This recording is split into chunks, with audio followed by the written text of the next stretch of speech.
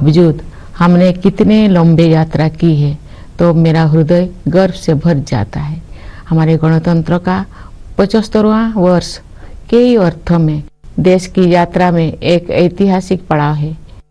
ये उत्सव मनाने का विशेष अवसर है, जैसे हमने स्वाधीनता के 75 वर्ष पूरी होने पर आज़ादी का अमृत महोत्सव के दौरान अपने देश की अतुलनीय महानता और विविधतापूर्ण संस्कृति का उत्सव मनाया था।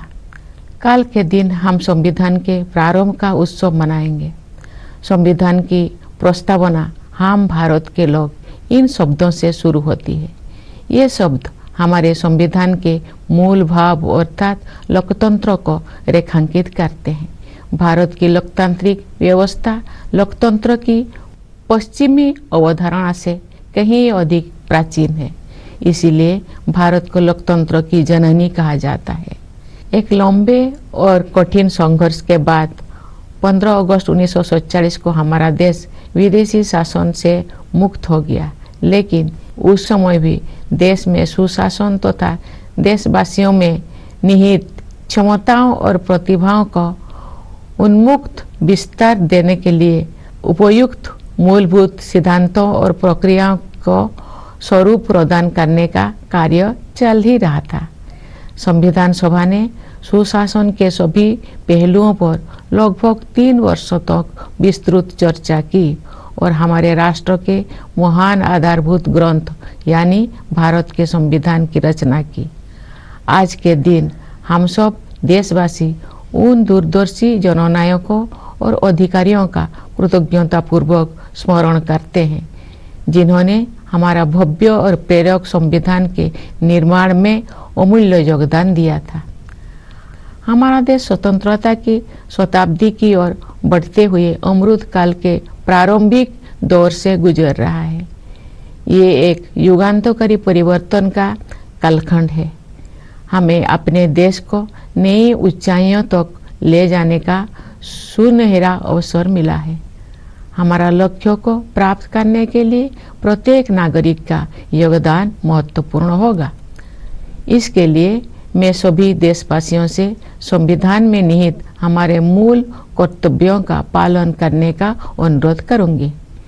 ये कर्तव्य आज़ादी के 100 वर्ष पूरी होने तक भारत को एक विकसित राष्ट्र बनाने की दिशा में प्रत्येक नागरिक के आवश्यक दायित्व है। इस संदर्भ में मुझे महात्मा गांधी का स्मरण होता है। बापू ने ठीक ही कहा था, जिसने केवल अधिकारों को चाहा है, ऐसे कोई भी प्रजा उन्नति नहीं कर सकी है।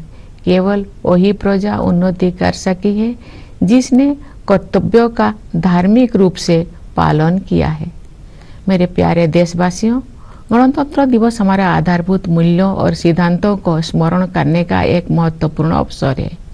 जब हम उनमें से किसी एक बुनियादी सिद्धांतों पर चिंतन करते हैं तो स्वाभाविक रूप से अन्य सभी सिद्धांतों पर भी हमारा ध्यान जाता है। संस्कृति, मान्यताओं और परंपराओं की विविधता हमारे लोकतंत्र का अंतर्निहित आयाम है। हमारे विविधता का ये उत्सव समता पर आधारित है, जिसे न्याय द्वारा संरक्षित किया जाता है।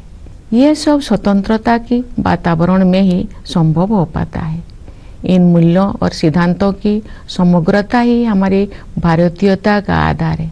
Doctor B.R. अम्बेडकर के प्रबुद्ध मार्गदर्शन में प्रवाहित इन मूलभूत जीवन मूल्यों और सिद्धांतों में रची बसी संविधान की भावधारा ने सभी प्रकार के भेदभाव को समाप्त करने के लिए सामाजिक न्याय के मार्ग पर हमें अडिग बनाए रखा है।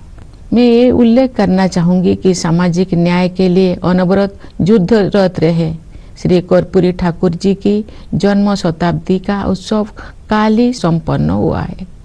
कर्पूरी जी पिछड़े वर्गों के सबसे महान पक्षकारों में से एक थे, जिन्होंने अपना सारा जीवन उनके कल्याण के लिए समर्पित कर दिया था। उनका जीवन एक संदेश था। अपने योगदान से सार्वजनिक जीवन को समृद्ध बनाने के लिए मैं कर्पूरी जी को अपनी श्रद्धांजलि अर्पित करती हूँ। हमारे गणतंत्र की मूल भावना से एकजुट होकर 140 करोड़ से अधिक भारतवासी एक कुटुंब के रूप में रहते हैं। दुनिया के सबसे बड़े इस कुटुंब के लिए सह अस्तित्व की भावना भूगोल द्वारा थोपा गया बोझ नहीं है, बल्कि सामूहिक उल्लास का सहज स्रोत है, जो हमारे गणतंत्र दिवस के उत्सव में अभिव्यक्त होता है। इस सप्ताह के आरंभ में हम सबने अयोध्या में प्रभु श्री राम के जन्म स्थान पर निर्मित भव्य मंदिर में स्थापित मूर्ति की प्राण प्रतिष्ठा का ऐतिहासिक समारोह देखा।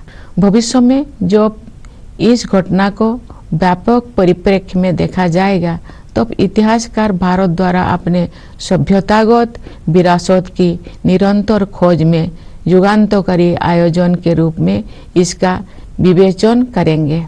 उचित न्यायिक प्रक्रिया और देश के उच्चतम न्यायालय के निर्णय के बाद मंदिर का निर्माण कार्य आरंभ हुआ। अब ये एक भव्य संरचना के रूप में शोभायमान है। ये मंदिर न केवल जन जन की आस्था को व्यक्त करता है, बल्कि न्यायिक प्रक्रिया में हमारे देशवासियों की अगाध आस्था का प्रमाण भी है। प्यारे देशवासियों, हमारे राष्ट्रीय त्यौहार ऐसे महत्वपूर्ण अवसर होते हैं जब हम अतीत पर भी दृष्टिपात करते हैं और भविष्य की ओर भी देखते हैं। पिछले गणतंत्र दिवस के बाद के एक वर्ष पर नजर डालें तो हमें बहुत प्रसन्नता होती है। भारत की अध्यक्षता में दिल्ली में G20 शिखर सम्मेलन का सफल आयोजन एक अभूतपूर्व उपलब्धि थी। G20 से जुड़े आयोजनों में जन सामान्यों की भागीदारी विशेष रूप से उल्लेखनीय है। इन आयोजनों में विचारों और सुझावों का प्रभाव ऊपर से नीचे की ओर नहीं, बल्कि नीचे से ऊपर की ओर था। उस भव्य आयोजन से ये सीख भी मिली है कि सामान्य नागरिकों को भी ऐसे गहन तथा अंतर्राष्ट्रीय महत्व के मुद्दे में भागीदार बनाया जा सकता है, जिसका प्रभाव अंततः उनके अपने भविष्य पर पड़ता है। G20 शिखर सम्मेलन के माध्यम से ग्लोबल साउथ की आवाज के रूप में भारत के अभ्युदय को भी बढ़ावा मिला, जिससे अंतर्राष्ट्रीय संवाद की प्रक्रिया में एक आवश्यक तत्व का समावेश हुआ। जब संसद ने ऐतिहासिक महिला आरक्षण विधेयक पारित किया, तो हमारा देश स्त्री पुरुष समानता के आदर्शों की ओर आगे बढ़ा। मेरा मानना है कि नारी शक्ति बंधन अधिनियम महिला सशक्तिकरण का एक क्रांतिकारी माध्यम सिद्ध होगा।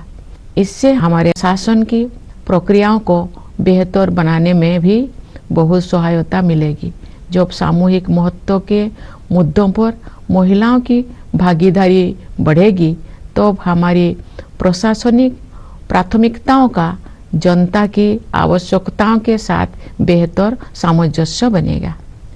इसी अवधि में भारत चंद्रमा के दक्षिणी ध्रुव के क्षेत्र पर उतरने वाला पहले देश बना। चंद्रयान 3 के बाद इसरो ने एक सौर मिशन भी शुरू किया। हाल ही में आदित्य L1 के सफलतापूर्वक हेलो ऑर्बिट में स्थापित किया गया।